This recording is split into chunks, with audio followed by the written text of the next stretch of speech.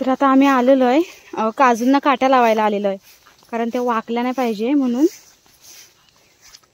एवढं अंतर कापलेलं आहे मी. उन्हाळ्यामध्ये लावलेला आहे काजू. चला तुम्हाला दाखवते. तर हे बघा किती गवत आहे आणि ह्या गवतातून आम्ही वाट काढत चाललेलो आहे. आणि आई बघा ते पुढे गवत साफ करते, म्हणजे काठीनं साईडला करते गवत, म्हणजे आम्हाला चालायला जरा रस्ता भेटेल.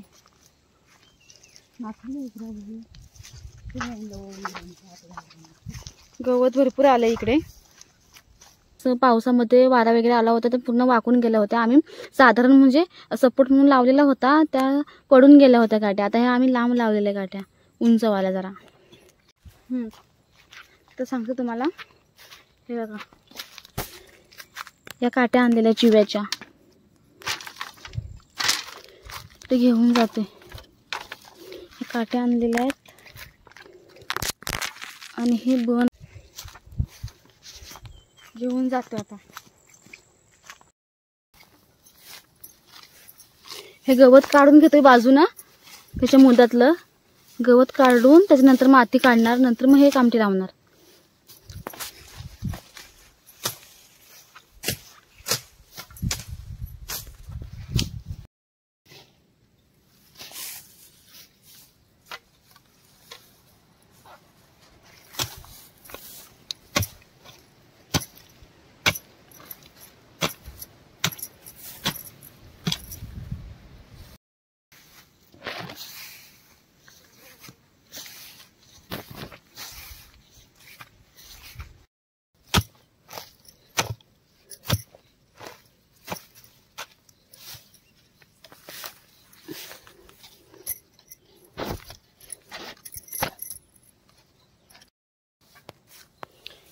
तर बघा आम्ही आता असं गवत बाजूला करून माती टाकून वरती आणि याला ही कामटी लावलेली आहे.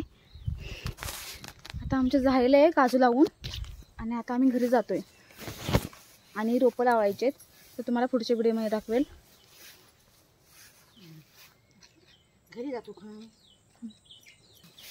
तर आता आम्ही चाललेलो घरी. कामट्या लावून झाल्या आणि ऊन पण झाले भरपूर. आम्ही नाश्ता करून आलो होतो, जेवण नाही केलेलं, तर जेवण करायचं म्हणून आता घरी चाललेलो आम्ही. ऊन लागतंय भरपूर. आयनाचा ना टाळाच तोडायचा आहे मला.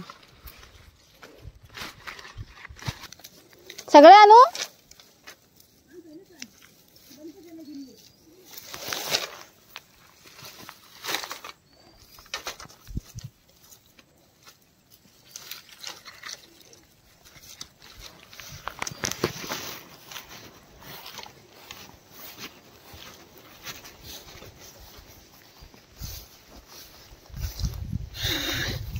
सोडाय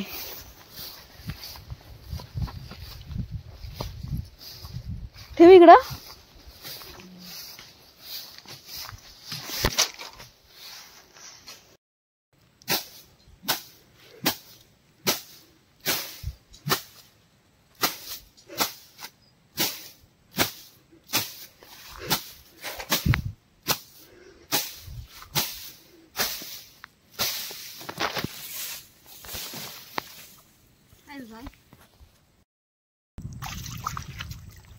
इथे मातीत भिजले, मातीनं पूर्ण माकलं होतं हे पिकाव.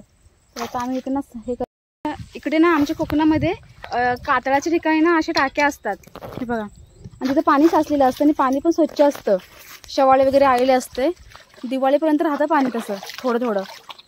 कापणी वगैरे, भात शेतीची कापणी वगैरे होईपर्यंत, जास्त पाऊस लागला तर असं पाणी साचून राहतं. पहा तिकडे सर्व शेती आहे.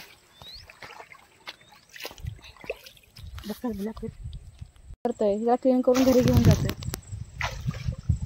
संध्याकाळ झाली. चला आता आम्ही घरी चाललेलो. बाय.